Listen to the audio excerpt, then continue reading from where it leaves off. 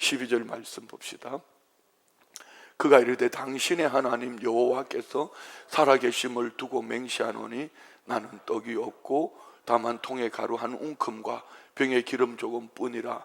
내가 나뭇가지 둘을 주어다가 나와 내 아들을 위하여 음식을 만들어 먹고 그 후에는 죽으리라. 처절한 삶으로 인생 마지막을 생각하며 나뭇가지를 줍고 있는 사르밧에 사는 한 과부 아줌마. 하나님은 절체절명의 사르밧 과부를 부르시듯이 우리의 삶의 감사의 조건을 다시 찾아내라고 오늘 하나님은 이 말씀으로 저와 우리를 이 자리로 초대해 주신 줄 믿습니다. 첫 번째 우리가 감사할 수 있는 것은요, 하나님은 위 가운데 있는 우리를 보고 계신다는 것 말입니다. 오늘 8절 9절 말씀 볼까요? 여호와의 말씀이 엘리야에게 임하여 이르시되 너는 일어나 시돈에 속한 사르밧으로 가서 거기 머물라. 내가 그곳 과부에게 명령하여 내게 음식을 주게 하리라 하였느니라. 사르밧에 있는 한 과부가 그냥 하나님 앞에 금식하다가 기도하다가 부러지다가 버팅길 만큼 버팅기다가 더 이상 못 버팅기고 나 이제 나뭇가지에 주스다가 우리 아들하고 이 떡 만들어 먹고 죽을 거야. 하나님은 내 인생을 왜 이렇게 기구하게 만들어 놨을까? 왜 남편은 데려가고 왜 이렇게 나를 이렇게 고생시키는지 모르겠어. 이제는 가문 끝에 나는 먹고 살 수도 없어. 그래 마지막 한 방울의 기름과 한 움큼의 가루 가지고 떡 만들어 먹고 죽자. 이런 생각을 가지고 있는 이 한 과부를 하나님은 보고 계셨다는 것이죠. 여인의 가루통을 눈물 젖은 그 부엌을 말입니다. 마지막 남은 희망의 가닥을 알고 계셨습니다. 그래서 하나님은 엘리야 목사님을 사르밧 과부의 가정으로 보내십니다. 하나님은 절망에 빠진 한 여인의 삶을 그냥 지나치지 않은 것입니다. 위기 앞에서 감사가 시작되는 첫 번째 조건이 이겁니다.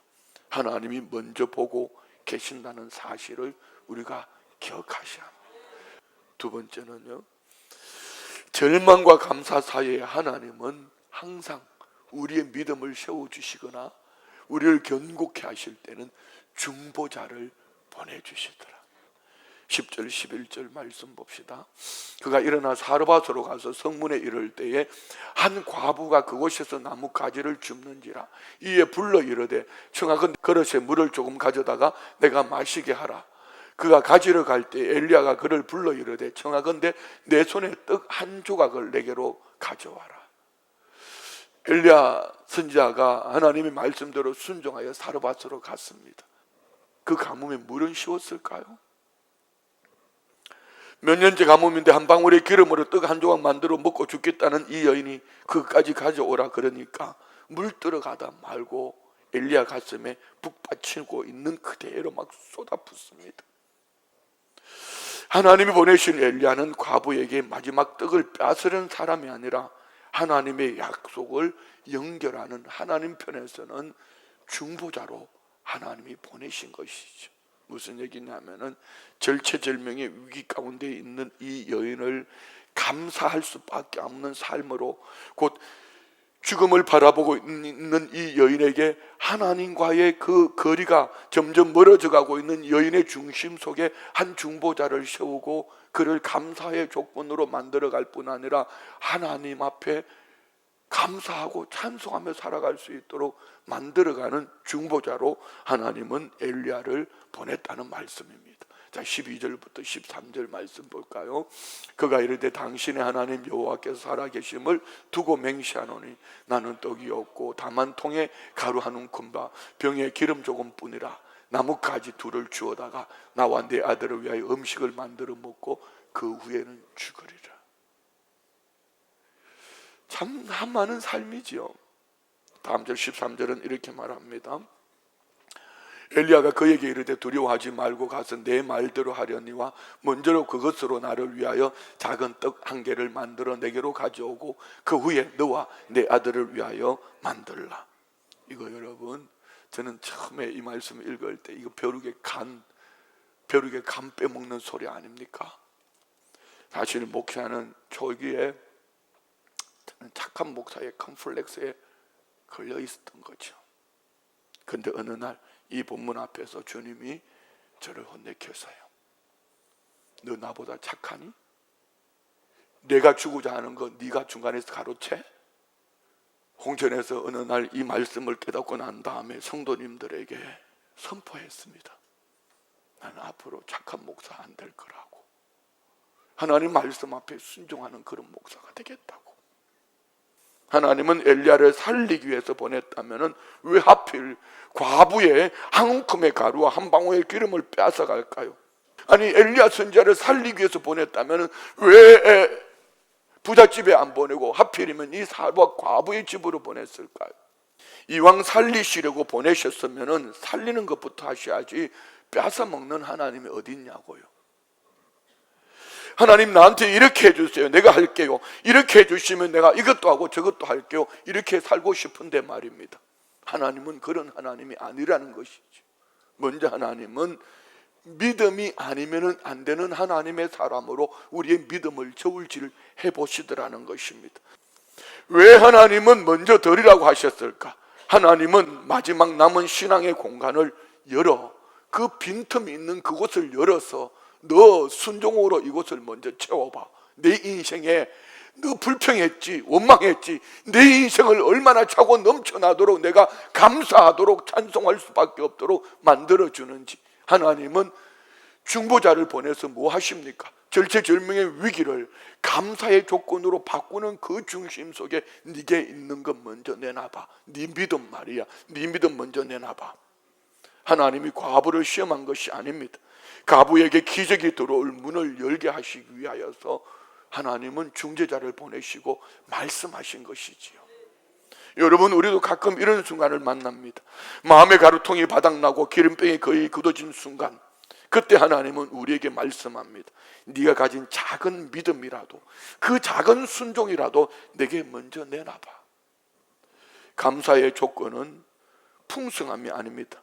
감사의 조건은 하나님께 먼저 드릴 수 있는 마음, 그것이 감사의 문을 여는 첫 열쇠일 수도 있습니다. 마지막 세 번째요, 죽겠다는 선언을 감사 선언으로 바꾸어 주시는 하나님. 사르밧 과부는 성경에서 가장 현실적인 신앙인의 모습입니다. 우리의 삶의 처절한 삶이죠. 남편은 죽고 기근은 심하고 집에 마지막 떡 하나 만들 밀가루만 남았습니다. 그녀의 현실은 생존이 아니라 절체절명입니다. 그녀의 고백은 너무 솔직합니다. 이거 먹고 아들과 함께 죽겠다. 이 고백은 어쩌면 삶의 처절한 삶을 만났을 때 우리의 마지막, 이렇게 말하잖아. 이거 마지막인데. 그런데 그 자리에서 하나님이 말씀하셨어요. 13절 14절 다시 한번 읽을까요? 엘리야가 그에게 이르되 두려워하지 말고 가서 내 말대로 하려니와 먼저 그것을 나를 위하여 작은 떡 한 개를 만들어 내게로 가져오고 그 후에 너와 내 아들을 위하여 만들라. 14절 이스라엘 하나님 여호와의 말씀이 나 여호와가 비를 지면에 내리는 날까지 그 통의 가루가 떨어지지 아니하고 그 병의 기름이 없어지지 아니하리라 하셨. 하나님은 중재자를 보내서 그가 알지 못할 때 하나님은 다 보고 계셨고, 하나님은 중재자를 통해서 감사의 조건을 여는, 축복의 통로를 여는, 그래 한 움큼의 가루 한 방울의 기름 그거 너 만들어 먹게 해라. 나 먼저 만들어. 여호와의 말씀이, 하나님이 그렇게 하셨다. 그리하면은 가루통의 가루가 기름병의 기름이 마르지 아니할 거야. 할렐루야. 그리고 15절 16절 오늘 이 여인은 어떻게 하나 봅시다. 그가 가서 엘리야의 말대로 하였더니 그와 엘리야와 그의 식구가 여러 날 먹었으나 여호와께서 엘리야를 통하여 하신 말씀같이 통의 가루가 떨어지지 아니하고 병의 기름이 없어지지 않. 무슨 얘기죠? 그의 삶의 매일의 삶이 감사할 수밖에 없는 환경만. 사르밧 과부의 믿음은 기적 이후에 온 것이 아니라 기적 이전에 믿음 하나로 하나님 앞에 손을 내밀었더니 하나님은 이 가정에 감사할 수밖에 없는, 기적이 목적이 아니라 하나님, 살아계신 하나님과 감사할 수밖에 없는 삶의 축복의 통로를 열어주신 것이지. 추수감사는 창고가 꽉 차서 하는 감사가 아니라 오늘 하루 살아낼 만큼의 은혜가 채워졌기 때문에 우리는 하나님 앞에 감사함으로 사는 것입니다. 그 이후 사르밧 과부는 떡을 굽는 매일의 순간마다 하나님의 손길을 보고 하나님의 숨길을 느끼며 감사해요 하나님 감사해요 이렇게 말합니다. 그래서 감사는 멈출 수가 없는 것입니다. 우리의 감사도 그렇게 다시 살아날 수 있습니다. 많아져서 감사하는 것이 아니라 날마다 채우시는 하나님 앞에 우리는 감사해야지요. 오늘도 내가 살아있다는 사실에 감사합시다. 주님이 부르시지 않으면 주님 앞으로 올 자 없다 했잖아요. 그렇기 때문에 오늘 살아있는 것이 우리 감사 조건이 되기를 원합니다. 두 번째는요, 내 삶에 엘리야 같은 사람이 있었다는 사실에 대해서 감사합니다.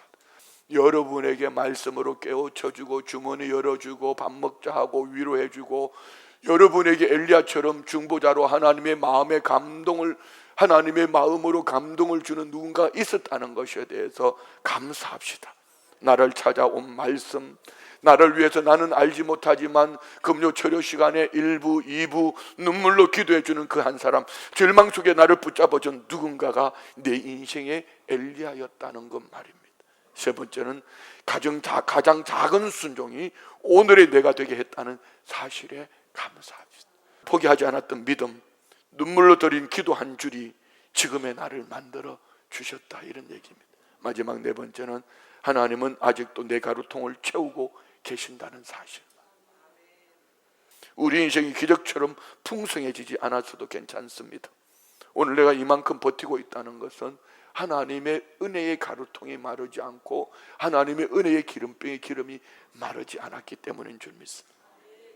감사는 상황이 아니라 하나님 때문에 멈추지 않습니다. 사르밧 과부의 집에서 일어난 기적은 단 한 번의 불꽃 같은 기적이 아니었습니다. 매일매일 눈에 띄지 않는 조용한 기적 말입니다. 일상 속에서 만나진 하나님의 은혜. 추수감사는 이렇게 고백하는 절기입니다. 하나님, 제 가루통이 비지 않았습니다. 제 기름병이 오늘도 말라붙지 않았습니다.